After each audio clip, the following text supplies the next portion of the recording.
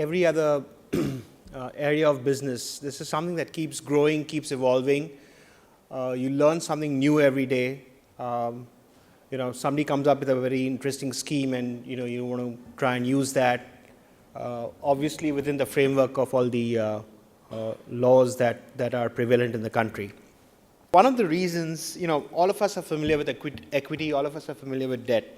What's happened is that, over a period of time, as you've seen, there has obviously been a lot of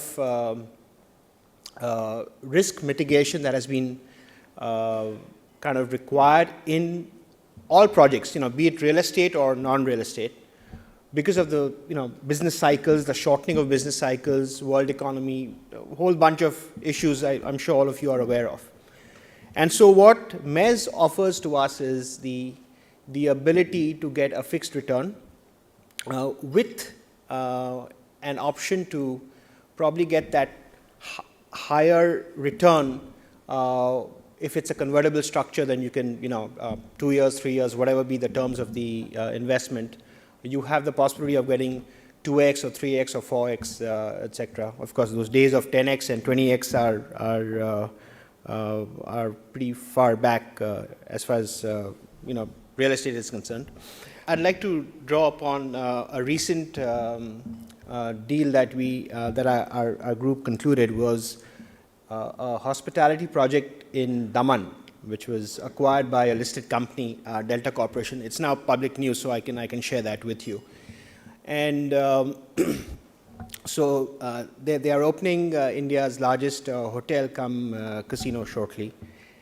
And what actually happened in this project was that when we started out, we were looking for private equity as the source of finance for the project.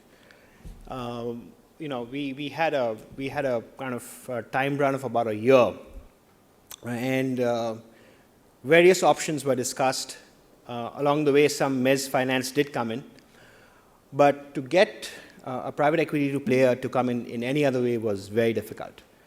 And along the way, then the entire strategy changed, and we said that okay, it probably makes sense to go to a strategic player, to a corporate player, and of course there are negatives to that. You would lose control, etc.